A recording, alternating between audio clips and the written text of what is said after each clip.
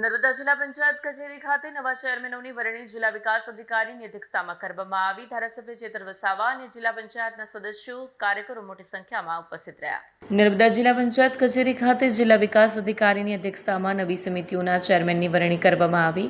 આ પ્રસંગે મોટી સંખ્યામાં જનપ્રતિનિધિઓ અને કાર્યકરો ઉપસ્થિત રહ્યા। કારોબારી ચેરમેન તરીકે અસ્મિતા ઠાકોરની વરણી, બાંધકામ સમિતિ ચેરમેન તરીકે પંકજ વસાવા, આરોગ્ય સમિતિ ચેરમેન તરીકે ડોક્ટર દયારામ વસાવા, શિક્ષણ સમિતિ ચેરમેન તરીકે ગોવિંદ ભીલ, સામાજિક ન્યાય સમિતિમાં શકુંતલા વસાવા, બાળ વિકાસ સમિતિમાં શકુંતલા તડવી, અપીલ સમિતિના ચેરમેન તરીકે અંજના વસાવા, સિંચાઈ સમિતિ રમીલાબેન વસાવાની વરણી। આ અવસરે ધારાસભ્ય ચેતર વસાવા દ્વારા નવા ચેરમેનનું સ્વાગત કરવામાં આવ્યું અને વિકાસકારો માટે શુભેચ્છાઓ પાઠવવામાં આવી। આજે નર્મદા જિલ્લા પંચાયતમાં જિલ્લા સેવા સદન ખાતે જિલ્લા પંચાયતના પ્રમુખ શ્રી અંજનાબેનની અધ્યક્ષતામાં સામાન્ય સભા મળી અને આ સામાન્ય સભામાં 8 જેટલી સમિતિઓના અધ્યક્ષની વરણી કરવામાં આવી છે, જેમાં કારોબારી અધ્યક્ષ, શિક્ષણ અધ્યક્ષ, બાંધકામ સમિતિની તમામ કમિટીઓમાં અધ્યક્ષોની નિમણૂક કરવામાં આવી છે। ત્યારે અમે આમ આદમી પાર્ટીના શીર્ષ નેતૃત્વનો આજના પ્રસંગે આભાર વ્યક્ત કરીએ છીએ અને ખુશીની લાગણી અનુભવીએ છીએ। નર્મદા જિલ્લામાં અનેક પડકારો છે, જેમ કે આ વિસ્તાર નર્મદા જિલ્લાને અતિપછીત જિલ્લામાં ગણના થાય છે। એ જ પ્રકારે આ વિસ્તારમાં સિંચાઈની પાણીની સમસ્યાઓ છે, રોડ રસ્તાઓની સમસ્યાઓ છે, કનેક્ટિવિટીની સમસ્યાઓ છે, રોજગારીની સમસ્યાઓ છે, શાળાઓમાં શિક્ષકો નથી, આંગણવાડી કેન્દ્રના પૂરતા મકાનો નથી। ત્યારે અમે નર્મદા જિલ્લાની જનતાને ખાતરી આપીએ છીએ કે આજેથી જિલ્લા પંચાયતનું સુકાન અમારા હાથમાં આવ્યું છે। એ જ પ્રકારે 4 તાલુકામાં પણ અમારા પ્રમુખશ્રીઓના હાથમાં સુકાન છે। ત્યારે નર્મદા જિલ્લાના વહીવટી તંત્રને સાથે રાખીને તમામ અધિકારીઓ, પદાધિકારીઓ અને જનતાથી ત્રણેય પાંખ સાથે રહીને નર્મદા જિલ્લાને એક આગવું સ્થાન અપાવવા માટે અમે પ્રયાસ કરીશું।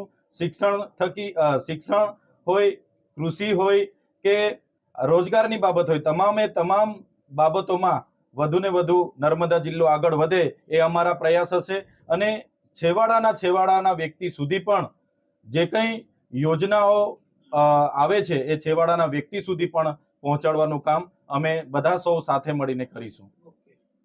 આજરોજ જિલ્લા પંચાયત નર્મદા ખાતે સમિતિઓની રચના કરવામાં આવી છે। તેમાં મને કારોબારી અધ્યક્ષ તરીકે નિમણૂક કરવામાં આવી છે। શાખામાં પંકજભાઈ છે,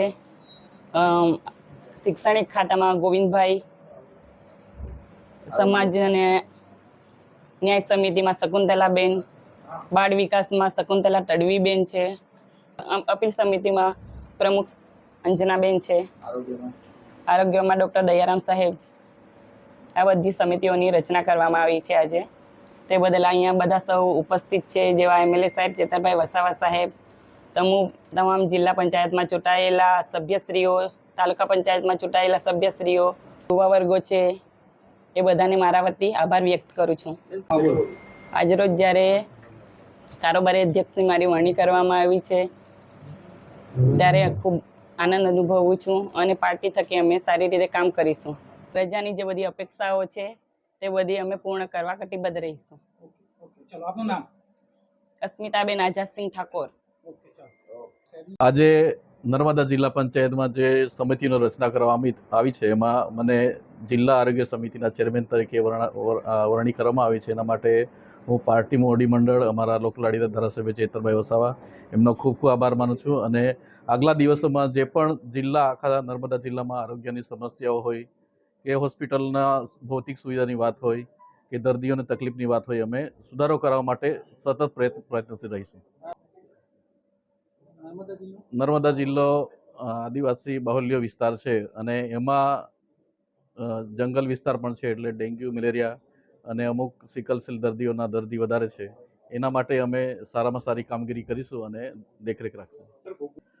જે કુપોષણનો વિષય છે એના માટે અમે આખા જિલ્લા આરોગ્ય તંત્ર સાથે અને જે આંગણવાડી વર્કરો હોય કે આરોગ્ય કર્મચારીઓ સાથે સારી રીતે કામ કરીશું અને લોકોમાં જાગૃતિ લાવીને અને એમને જે પોષણ કીટ સરકાર તરફથી આપવામાં આવે છે એનું વ્યવસ્થિત આયોજન થઈને વહેંચણી થાય અને દરેક વ્યક્તિ આપણે જે પણ કુપોષિત બાળકો સુધી પહોંચે એની ગોઠવણ કરીશું।